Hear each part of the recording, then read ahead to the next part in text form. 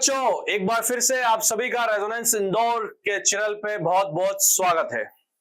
बच्चों, जैसा कि आप लोगों को पता है, वीडियोस देख ही रहे होंगे, लेक्चर आप देख ही रहे होंगे। हमारा चैप्टर चल रहा है chemical reaction and equation.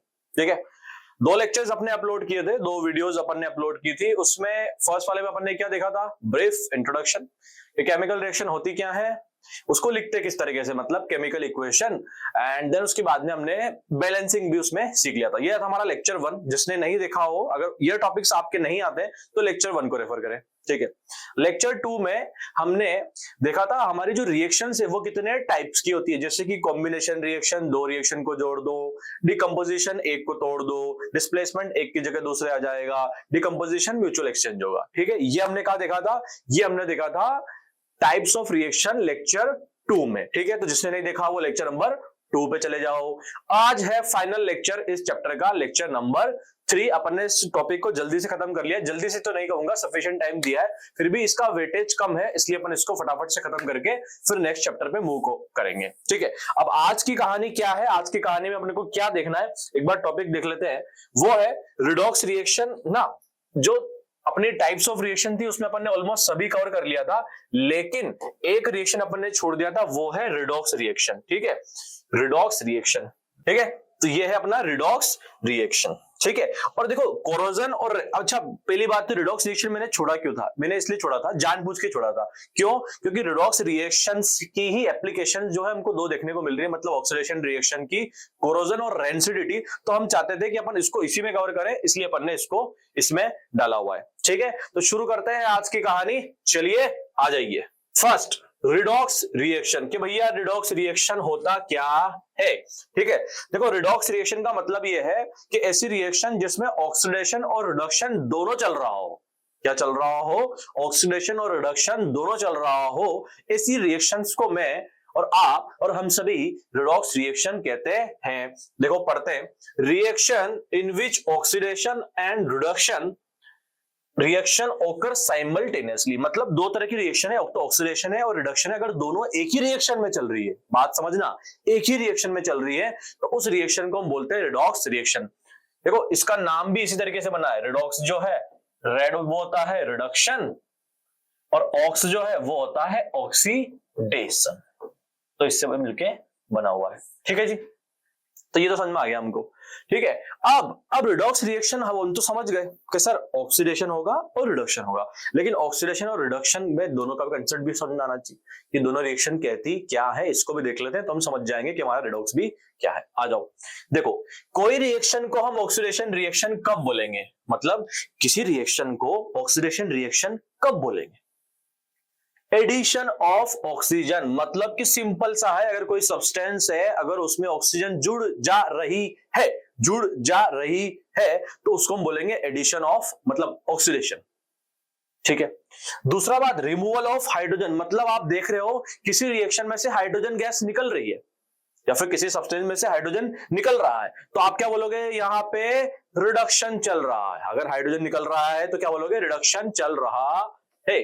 Third, loss of electron, अगर इलेक्ट्रॉन की बिहाफ पे बात कर ले, तो अगर आपने देखा कि किसी एलिमेंट ने अगर इलेक्ट्रॉन को लूज कर दिया है मतलब छोड़ दिया है, तो उसका क्या हुआ है? ऑक्सीडेशन। ठीक है, अब देखो ये इलेक्ट्रॉनिक कंसेप्ट है, ये तो अपन से एनसीईआरटी या फिर बोर्ड्स में जनरली नहीं पूछा जाता है, लेकिन एक नंबर में आ सकता है कि भैया ऑक्सीडेशन इलेक्ट्रॉन के बिहाफ पे क्या है, तुम आएगा gain of electron, loss of electron, none of these, या फलाना फलाना। तो जहां पे लॉस ऑफ इलेक्ट्रॉन है उसको क्लिक करो और आगे बढ़ो।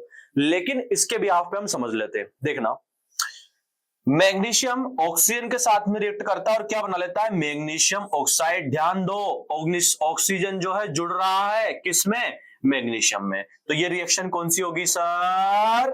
ऑक्सीडेशन हो गई, सिंपल सा।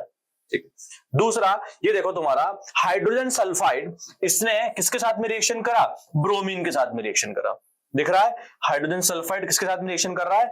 ब्रोमीन के साथ में। तो देखो यहां पे सल्फर के साथ में पहले क्या जुड़ा हुआ था? कि सर हाइड्रोजन जुड़ा हुआ था।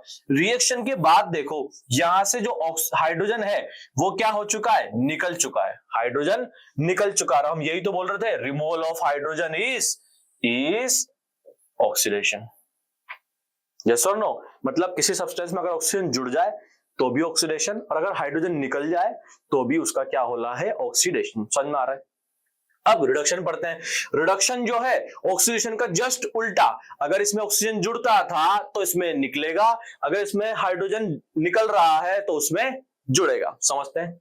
चलिए देखो, रिमूवल ऑफ ऑक्सीजन, इसमें एडिशन था, इसमें रिमूवल। समझ में आ गया? रिडक्शन में रिमूवल ऑफ हाइड्रोजन, ऐसा नहीं हो सकता भाई साहब, गलत लिख दिया गया है, इसको हम मिटा देंगे।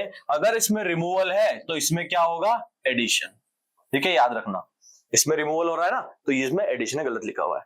ठीक है, और इलेक्ट्रॉन के बिहाफ पे गेन ऑफ इलेक्ट्रॉन, वापस से याद रखना है, रिडक्शन का मतलब इलेक्ट्रॉन का गेन। किसी भी सब्सटेंस में अगर इलेक्ट्रॉन गेन हो रहे हैं तो हम बोलेंगे उसमें क्या हो रहा है, उसमें रिडक्शन हो रहा है।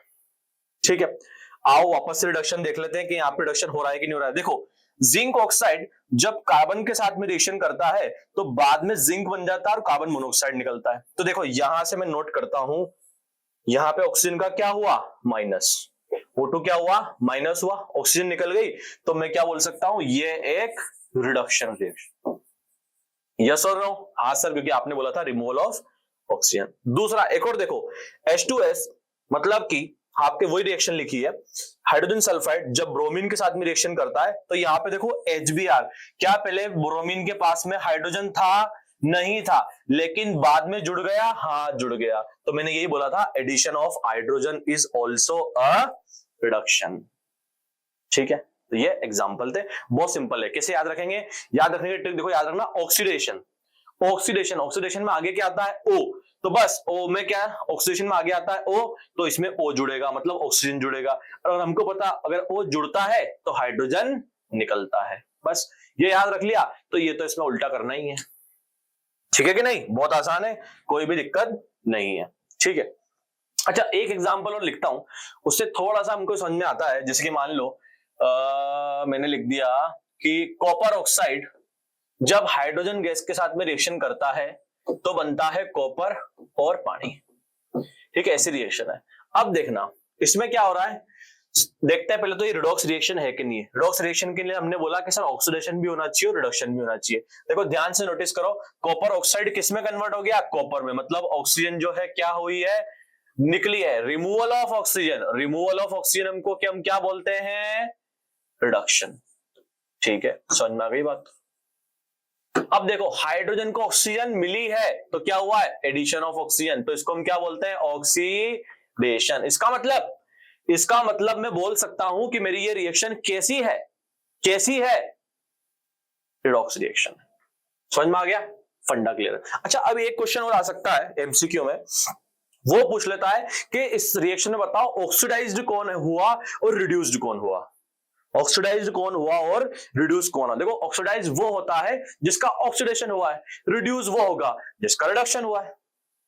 उनसे नहीं बात है, ऑक्सीडाइज्ड वो होता है जिसका ऑक्सीडेशन हुआ है और रिड्यूस वो होता है जिसका रिडक्शन हुआ है। अब देखो यहाँ पे CuO किसमें कन्वर्ट हुआ, Cu में, तो क्या इसका रिडक्शन हुआ था, हाँ जी, तो क्या बोल दोगे सर यहाँ पे कॉपर ऑक्साइड जो है वो क्या हुआ है, रिड्यूस्ड हुआ है, क्या हुआ है, रिड्यूस्ड हुआ है। और हाइड्रोजन का क्या हुआ है, ऑक्सीडेशन हुआ है, तो ये क्या हुआ है, ऑक्सीडाइज्ड हुआ है। सिंपल सा फंडा है यार, बहुत सिंपल है, कोई दिक्कत नहीं है। ठीक है, हो जाएगा, आराम से हो जाएगा। चलो आगे बढ़ते हैं, नेक्स्ट कोरोजन आ गया। देखो अब ये तो था हमारा रिडॉक्स रिएक्शन, बहुत सिंपल सा है फंडा, ये याद रखना आपको कि ऑक्सीडेशन रिडक्शन, और ऑक्सीडेशन के कुछ कंसेप्ट, रिडक्शन के कुछ कंसेप्ट, और पूछ लेगा आपसे ऑक्सीडाइज कैसे हुआ, रिड्यूस कैसे हुआ। ठीक है, अब देखो ऑक्सीडेशन का मतलब क्या बोला मैंने कि सर ऑक्सीजन के एडिशन होना।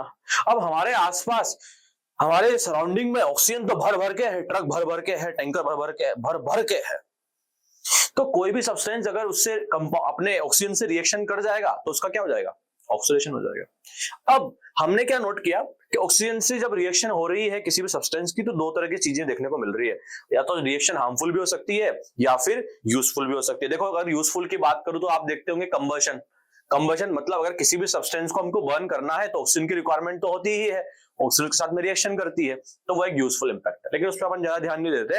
हमारे पास में हम देखते हैं हमारे एनसीईआरटी के अकॉर्डिंग वो है हार्मफुल इफेक्ट, जो कि है दो, कोरोजन और रेंसिडिटी, कोरोजन और रेंसिडिटी। ठीक है, यहां पे क्या हो रहा है, चलो पहले कोरोजन को डिस्कस कर लेते हैं, पढ़ते हैं क्या लिखा है। Corrosion is the process of, corrosion is the process of slowly eating up metal. Corrosion metal खा रहा है, वाह भाई।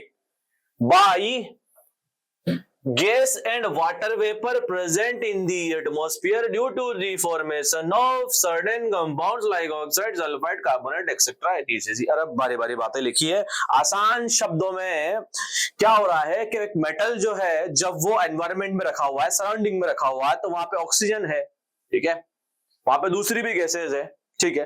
तो क्या होता है कि वो सब्सटेंस रिएक्शन कर जाता है और क्या बना लेता है, वो बना लेता है ऑक्साइड बना लेता है, सल्फाइड बना लेता है, कार्बोनेट बना लेता है। किस किस किस से रिएक्शन करके? ऑक्सीजन गैस और वाटर वेपर के साथ या फिर दूसरे गैस के साथ में भी।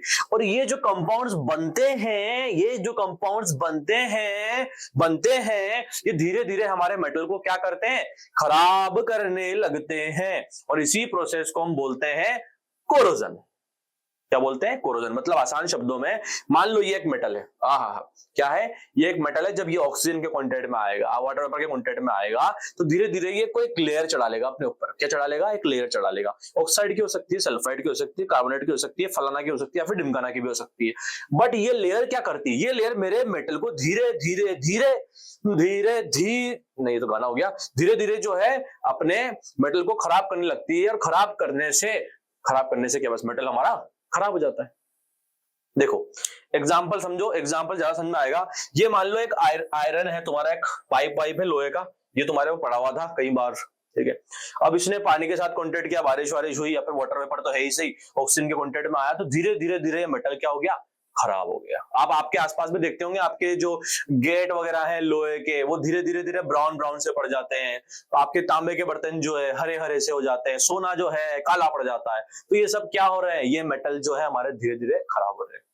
और बेटा ध्यान रखना, मेटल का जो कोरोजन है वो कंटिन्यूस प्रोसेस है, हमको इसको बचाना होगा, ठीक है। नहीं तो देखो ये बीच में से फट गया है ना, तो इसका मतलब ये अब आप इसको प्रिवेंट नहीं करोगे तो खत्म हो जाएगा एक टाइम पे, पूरा आपके काम का नहीं रहेगा, ठीक है। ये देखो एक डायग्राम से और समझो कि पहले कितना शाइनी था। हमने पढ़ा था मेटल्स कैसे होते हैं हमारे? लस्ट्रस, मतलब वो तो शाइनी होते हैं, चमकते हैं, वो तो बिल्कुल ब्रांडेड आइटम, ठीक है। लेकिन पानी आ गया, ऑक्सीजन आया और उसको क्या कर दिया? कोरोड कर दिया, तो देखो कैसा काला काला सा हो गया। मतलब कोरोजन के बाद मेटल हमारा डल भी हो जाता है, वीक भी हो जाता है, ठीक है। तो इसको हम बोलते हैं कोरोजन, ठीक है। मतलब अगर मेटल आपका ऑक्सीजन वाटर वेपर के कांटेक्ट में आने से कोई ऐसी सब्सटेंस बना लेता है जिसकी वजह से वो धीरे धीरे मेटल को खराब करने लगते हैं, तो इसे प्रोसेस को हम बोलते हैं कोरोजन, ठीक है। लेकिन सबसे ज्यादा यूज करने वाला मेटल कौन सा है? आयरन। आप देखते होंगे कि आज के आसपास, आपके आसपास आयरन बहुत यूज होता है। अगर आप टेबल पे बैठे हैं, ठीक है, तो आपके मान लीजिए कोई चेयर है तो उसके नीचे पिलर जो होंगे हो सकता है आयरन के हो। आपके आसपास घर जो है वो घर पे देखते हैं अपन कि आयरन यूज होता है, ब्रिजेस आयरन, फलाना बहुत सी जगह आयरन यूज होता है, ठीक है। अब आयरन जो है उसकी रिएक्टिविटी भी सही होती है, तो वो पानी और इनके ऑक्सीजन के कॉन्टेक्ट में आके रस्ट बना लेता है। क्या बना लेता है? रस्ट। ये जो ब्राउन कलर का जो अपने को सब्सटेंस दिख रहा था ना यहाँ पे, ये ब्राउन कलर का, इसको अपन बोलते हैं रस्ट, ठीक है। अब इस रस्ट की वजह से हमारा आयरन जो है खराब होने लगता है और इसी प्रोसेस को हम बोलते हैं रस्टिंग ऑफ आयरन। पढ़ लो, वापस से पढ़ लो।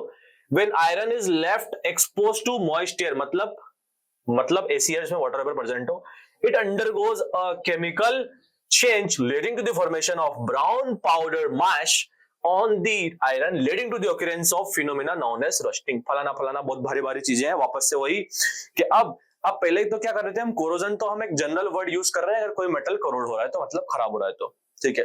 लेकिन अगर हमारा आयरन है तो उसके केस में हमने एक स्पेशल नाम दे दिया रस्टिंग। उसमें क्या होता है? क्योंकि रस्ट बनता है। क्या? अब देखो रिएक्शन देखो, ये लिखी है, ये देखो आयरन है आपकी, एक खील है, बहुत बढ़िया डायग्राम बनाया हुआ है। आयरन है आपकी, क्या है ये ऐसी खील है, ठीक है। इसने क्या किया? एनवायरमेंट में प्रेजेंट ऑक्सीजन के साथ में और पानी के साथ में रिएक्शन किया, पानी की बूंदे हैं, ठीक है, रिएक्शन किया तो क्या बना लिया? रस्ट बना लिया, Fe2O3.2H2O, इसको 2H2 कर दीजिएगा, Fe2O3.2H2 रस्ट कर दिया। तो ये जो है हमारे ऊपर जो लेयर चढ़ गई है, ये रस्ट की है, ये जो आपके धीरे धीरे मेटल को क्या करती है? खराब करती है, और इसी को हम बोलते हैं रस्टिंग, ठीक है। बहुत आसान है यार, कोई बड़ी बात नहीं है। क्या लिखा है? Rusting take place only in moisture when there is a intimate contact between water, oxygen, iron. समझ में आता है? तीनों चीजों का होना जरूरी है। अगर एक चीज भी नहीं होगी तो फिर रस्टिंग नहीं होगी। ये आप लोगों ने 8th क्लास में एक्टिविटी भी पढ़ी होगी, ठीक है। चलो आगे बढ़ते हैं फटाफट से।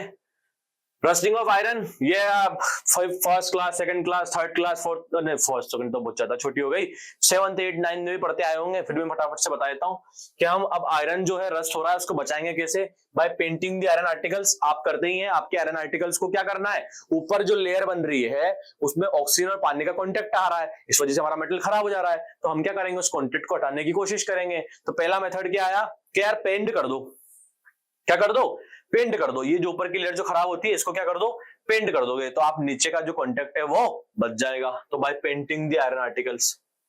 दूसरा क्या लिखा है, by greasing and oiling the surface, ये भी वही है, क्या करते हैं हम जो है हमारा जो आयरन का आर्टिकल है उस पर ग्रीज लगा दो या ऑयल लगा दो, कॉन्टेक्ट को बचा दो, सिंपल फंडा। आगे बढ़ते हैं, by coating the surface of iron with more active metals like zinc, that is called galvanisation. ये याद रखना, एक नंबर में पूछ लिया जाता है कि for galvanisation which metal is used, ठीक है। तो आयरन के ऊपर हम क्या करते हैं, एक रिएक्टिव मेटल, रिएक्टिविटी सीरीज में आयरन के ऊपर है जिंक, उसको जो है किसके ऊपर चढ़ा देंगे, आयरन के ऊपर चढ़ा देंगे, जिंक को आयरन के ऊपर चढ़ा देंगे, इस वजह से क्या होगा, हमारा आयरन बच जाएगा, और ऐसे प्रोसेस को हम क्या बोलते हैं, गैल्वेनाइजेशन। देखो ये गैल्वेनाइजेशन प्रोसेस पूरा दिया हुआ है, आपके इतना काम का नहीं है, हमारे जो डिजाइनर साहब थे उनको थोड़ा बढ़िया मजा आ रहा था तो उन्होंने इतना बढ़िया फोटो लगा दिया, देखो बढ़िया काम किया है, ठीक है। तो ये अपने काम का नहीं है, अपने को ज्यादा ध्यान नहीं देना है इसमें, आपको बस ये याद रखना है कि गैल्वेनाइजेशन जो है वो क्या करता है, वो किस मेटल से करवाते हैं, हम जिंक की मदद से करवाते हैं, ठीक है। Next, by forming the alloys, ये हमने मेटल एंड नॉन मेटल वाले चैप्टर में बता दिया था मैंने, अलॉयज बनाते हैं हम, क्यों बनाते हैं कि सर हम मेटल नॉन मेटल को या फिर मेटल मेटल के मिक्सचर को तैयार करेंगे जहां पे क्या होता है कि उसकी प्रॉपर्टीज जो है वो चेंज हो जाती है और प्रॉपर्टीज जो है डिजायरेबल हो जाती है। मान लीजिए जैसे हमने बनाया था, मान लीजिए मैंने सोडियम में मर्क्यूरी डाला था, सोडियम एल्गम जिसको बोला था, ठीक है, तो वहां से क्या हो रहा था, रिएक्टिविटी चेंज हो पा रही थी। इसी तरीके से मैं अगर स्टील का अलॉय बनाऊंगा तो वो जो है कोरोजन रेजिस्टेंट हो जाएगा, ठीक है। तो हम अलॉय बनाकर भी हमारी आयरन को रस्ट होने से बचा सकते हैं, सिंपल है, बहुत सिंपल है। आगे बढ़ते हैं फटाफट से, ज्यादा दिन नहीं लेंगे। Rancidity, when fats and oil stay in open for long they get oxidised and become rancid and their smell and taste changes, this food is known as rancidity, ठीक है। एक तो मेटल वाला केस हो गया, दूसरा वाला क्या है, हमारा जो खाना होता है उसमें क्या होते हैं, फैट होते हैं, ऑयल होते हैं। फैट नहीं होते तो फिर ये यहाँ जमा नहीं होता बहुत फैट है, ठीक है। तो फैट होते हैं और ऑयल होते हैं, और ये फैट और ऑयल क्या करते हैं, ये ऑक्सीजन के साथ में रिएक्शन करते हैं और ऑक्सीडाइज हो जाते हैं, ये तो पता ही है। अब देखो ऑक्सीडाइज होने के बाद में जो सब्सटेंस बना है उसकी मतलब उसमें बदबू आने लगती है, वो खाने लायक नहीं बचता, और ऐसे पूरे प्रोसेस को हम बोलते हैं रेंसिडिटी। मतलब मेरे पास में अगर एप्पल है, ये अगर आसपास के ऑक्सीजन से कांटेक्ट में आएगा तो ये ऑक्सीडाइज हो जाएगा, ऑक्सीडाइज होने के बाद में जो प्रोडक्ट बनता है वो खाने लायक नहीं बचता, उसमें से बदबू आती है, ऐसे पूरे प्रोसेस को मैं बोलता हूं रेंसिडिटी। देखो तुमने देखा होगा पहले जब आलू रखा था तो बढ़िया फ्रेश आलू था, लेकिन कुछ समय के बाद देखो तुम्हारे आलू जो है कैसा हो चुका है, ये किधर से काला काला खराब हो चुका है, ठीक है। तो देखो ये काला काला हो गया है ना, ये ऐसा खराब हो चुका है, क्यों, क्योंकि ये ऑक्सीडाइज हो गया। इसी तरीके से ब्रेड, अरे ये किसने खराब कर दिया भैया सैंडविच को, इतना बढ़िया सैंडविच था, चलिए ठीक है। तो देखो इस सैंडविच में भी बड़ा दुख हो रहा है यार, सैंडविच खराब हो गया, ठीक है। तो ये भी इन्होंने सैंडविच खाया नहीं होगा, 1-2 दिन तक रख दिया होगा, सैंडविच भी ऑक्सीडाइज हो गया, ऑक्सीजन के कांटेक्ट में आया और वापस से ये भी क्या हो गया, रेंसिड हो गया। मतलब एग्जांपल्स हैं आपको समझाने के लिए, ठीक है, बहुत इजी है। खाना ऑक्सीजन के कांटेक्ट में आया, ऑक्सीडाइज हो गया और खाने लायक नहीं बचा, ठीक है। अब देखो वापस से हमको क्या करना है, हमारा खाना ऑक्सीडाइज हो गया, ठीक है। तो हमको पता है कि सर इसको ऑक्सीडाइज होने से बचा लो, अगर ऑक्सीडाइज होने से ये बच जाएगा तो ये क्या नहीं, तो ये क्या नहीं कर पाएगा, रेंसिडिटी नहीं कर पाएगा, और रेंसिडिटी नहीं कर पाएगा तो हमारा खाना हमको क्या है, बच जाएगा। तो हम क्या करें, हम सर कुछ ऐसा काम करें कि हमारा खाना जो है वो ऑक्सीजन के कांटेक्ट में ना, अब ऐसा तो हो नहीं सकता, तो फिर हमको कुछ तो मेथड अपना सके कि हमारा खाना जो है वो थोड़ा तो मतलब डिले हो जाए, रेंसिडिटी जो है वो डिले हो जाए, या फिर हम कितनी हद तक उसको बचा सकते हैं। तो हम देखते हैं कि क्या क्या हम प्रिवेंशन ले सकते हैं। पहला मेथड टू प्रिवेंट रेंसिडिटी में आ रहा है store in air tight containers. अरे आजकल बहुत चल रहा है, आप लोग देखते होंगे ना, एयर टाइट कंटेनर है तो एयर टाइट कंटेनर है ना, अपन बाहर मॉल्स वगैरह में जाते हैं तो वहां पे देखते हैं बढ़िया ग्लास के एयर टाइट कंटेनर मिलते हैं। उस एयर टाइट कंटेनर में होता है क्या, जब पैक करते हैं उसमें ज्यादा एयर जो है अंदर जा नहीं पाती। अब अंदर पैक किया तब कुछ तो एयर तो होगी ही सही, है ना, ऐसा तो है नहीं कि परफेक्ट वैक्यूम क्रिएट हो गया। तो इसका मतलब क्या है, अब जैसे ये दिए हुए, अरे वाह बहुत बढ़िया बढ़िया डायग्राम दिए हुए हैं, डब्बे देखो, ये ऐसा लग रहा है डब्बे बेचने आए हैं यहाँ, ठीक है। तो ये देखो इन्होंने रख रखे हैं। अब ये एयरटाइट कंटेनर में क्या, बाहर से ऑक्सीजन जो है कॉन्टेक्ट में नहीं रहेगी, तो हम यूं नहीं कह रहे कि रेंसिडिटी ऑफ हमारा फ्रूट खराब ही नहीं होगा, लेकिन इससे क्या होगा, हमारा जो है प्रिवेंशन हो जाएगा, कुछ समय के लिए वो बच जाएगा।